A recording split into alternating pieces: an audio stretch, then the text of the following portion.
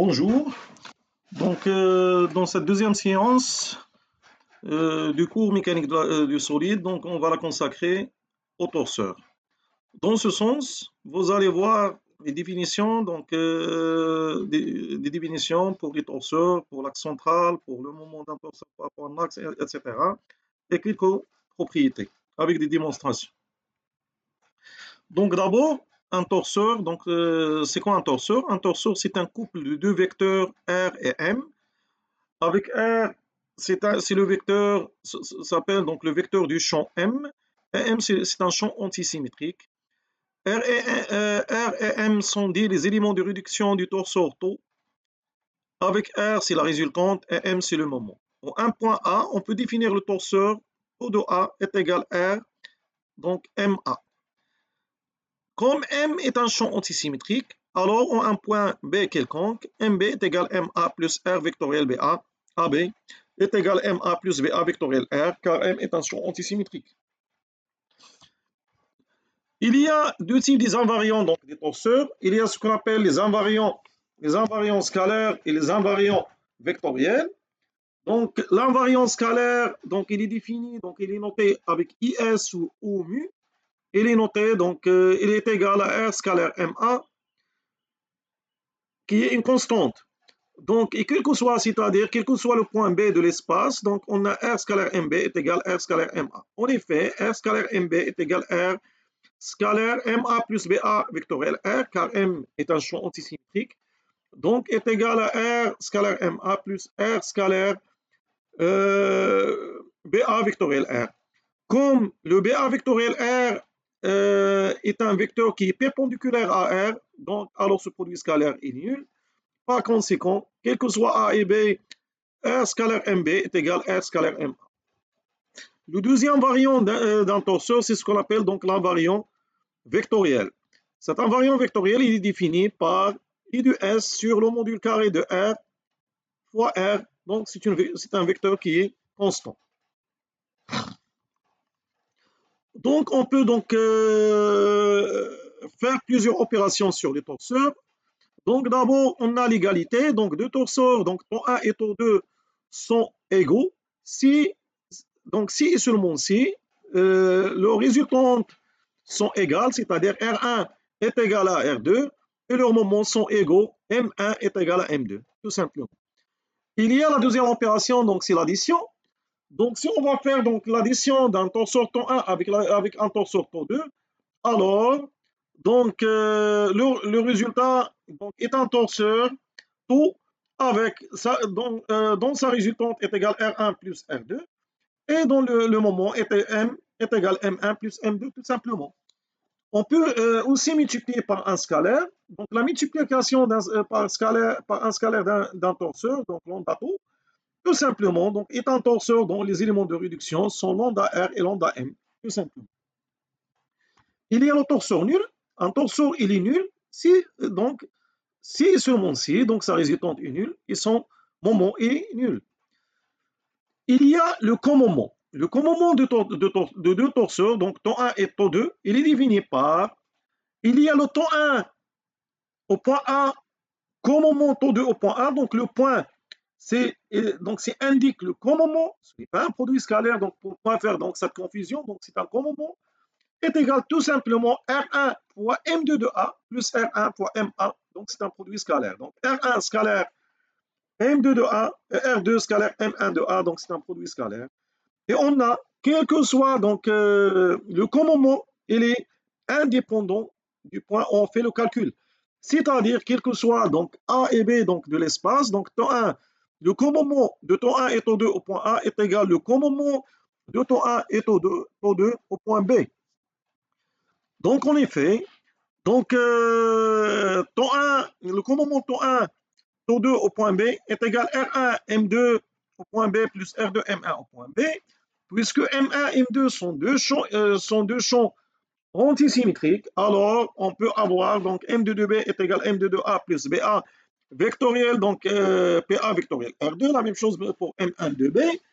Donc on va faire le développement, il va nous donner R1 scalaire M2 plus R1 scalaire BA vectoriel R2 plus R2 scalaire M1 plus R2 scalaire BA fois R1.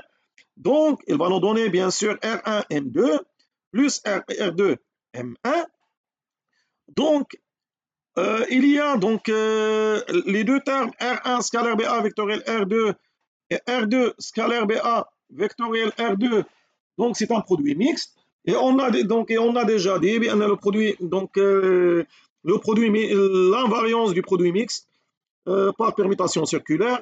Donc, on va retrouver donc, la somme de ces deux termes. Donc, c'est 0. Et par conséquent, donc, le commandement de ton 1, taux 2 au point B est égal au commandement de ton 1 et taux 2 au point A. Il y a le commandement, le taux moment, donc c'est seulement donc lorsque taux 1 est égal à taux 2, et dans ce cas, donc taux A, commandement taux A ou le automoment taux A est égal 2 R scalaire MA, et R scalaire MA, on a déjà vu, donc c'est l'invariance scalaire, donc est égal à 8S. Donc on peut aussi donc faire la dérivée, supposons que le résultant et les moments, donc les deux ou l'un, ils dépendent d'une variable t, alors on peut faire donc la dérivée donc par rapport à cette variable et le résultat donc il va nous donner donc d de r de t par rapport à t et d de la dérivée du moment au point A par rapport à t. Une autre définition, donc on va définir donc l'axe central d'un torseur. Mais avant de donner donc la définition de l'axe central, on va définir le point central. Qu'est-ce que ça veut dire un point central d'un torseur? Tout simplement, tout point donc, est un point, donc tout point où le produit vectoriel du moment à ce point avec R est égal au vecteur nul, c'est-à-dire que le moment à ce point donc, est collinéaire avec R, c'est-à-dire à ce point on a MA est égal à lambda R avec lambda appartient à R, tout simplement. Donc, tout point qui vérifie donc cette expression, bien sûr, avec R différent de 0 est un point central. Donc, qu'est-ce que ça veut dire un axe central? Tout simplement, l'axe central, c'est l'ensemble des points qui vérifient cette propriété. Donc, c'est l'ensemble des points qui vérifient cette propriété. Bien sûr, avec R toujours différent du vecteur nul, il s'appelle donc un axe central et noté delta. Donc, la question qui se pose maintenant, on a un axe central, donc c'est une droite. Donc, quelle est l'équation de cette droite? Donc, l'équation de cette droite, elle est en général, donc il y a une démonstration sur le polycopie. Tout simplement, si on considère un torseur, donc Rm, défini par sa résultante et son moment, R et son moment M, alors on peut définir donc l'équation de delta, son axe central par AB est égal à alpha R plus AC, alpha appartient à R. Bien sûr, B et C sont deux points quelconques donc de départ, et avec AC, donc c'est R vectoriel M1 sur R carré. Tout simplement, donc il suffit de mettre ici, donc pour avoir l'équation, de mettre ici donc alpha, multiplié par R, de remplacer AC par son expression, donc R vectoriel M1 sur le module carré donc, de R, et on aura donc AB.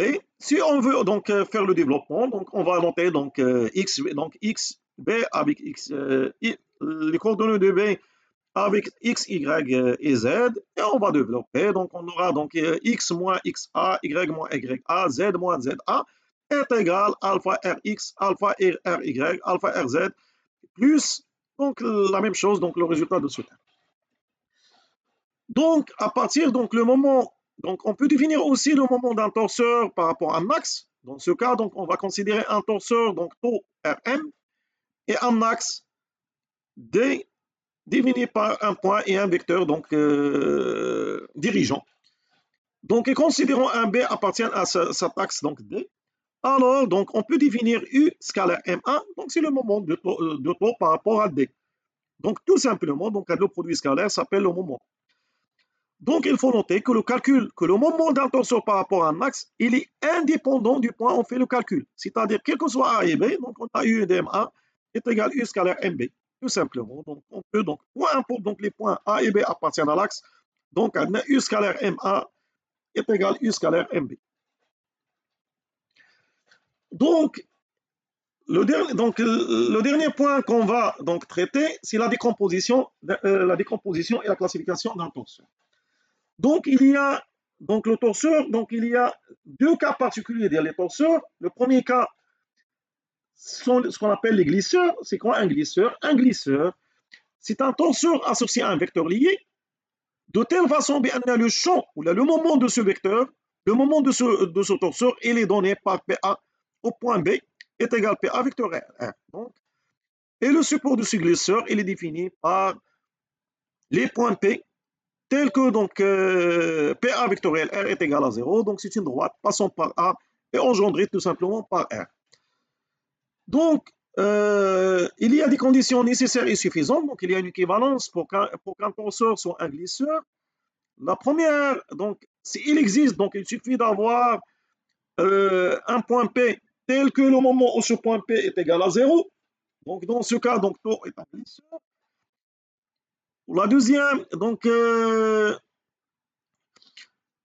si un torseur de vecteur R a un moment nul ou un point A, donc alors ce torseur est un glisseur associé au vecteur lié à R.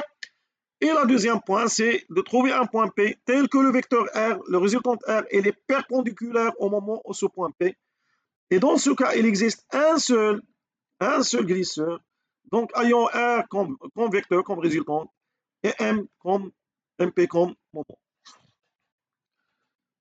Donc il faut noter que l'invariance scalaire d'un glisseur, elle est nulle.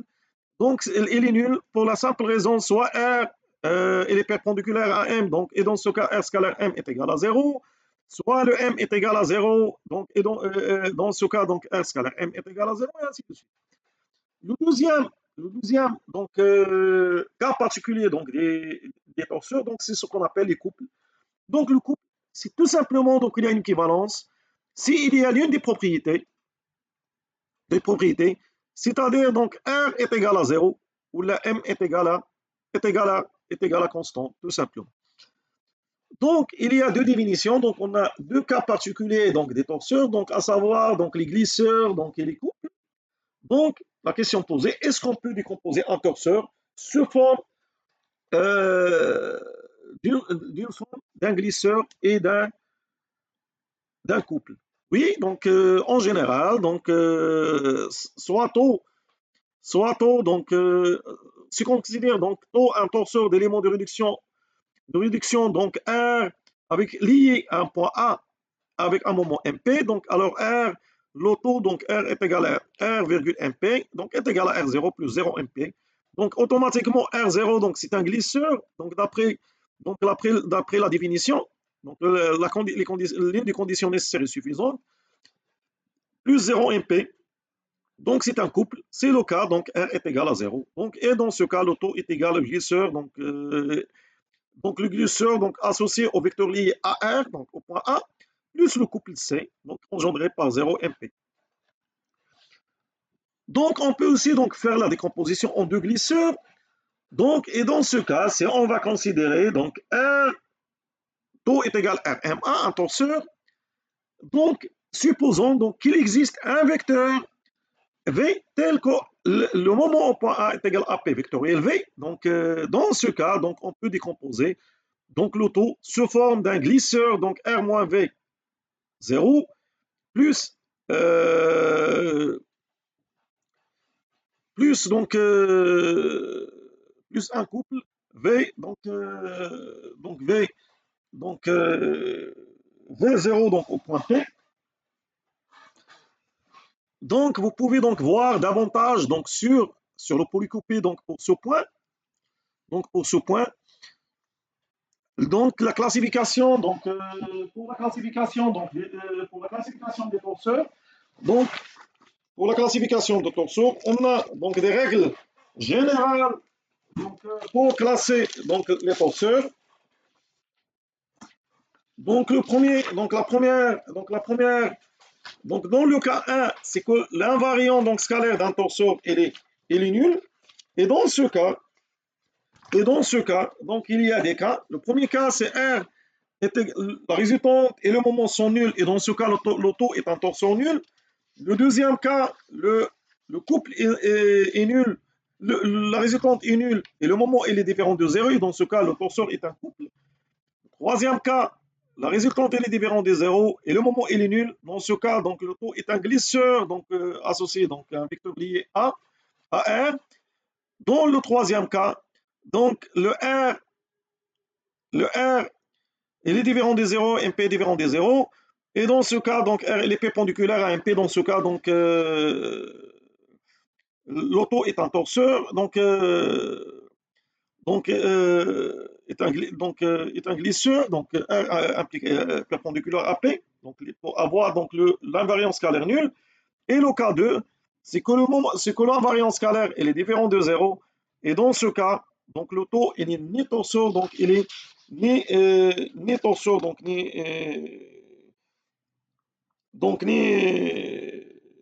glisseur, donc il est ni torseur, donc ni glisseur.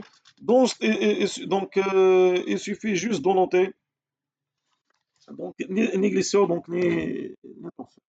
Et dans ce cas, on peut pas on peut le décomposer sous forme d'un ensemble d'un glisseur plus un couple, tout simplement.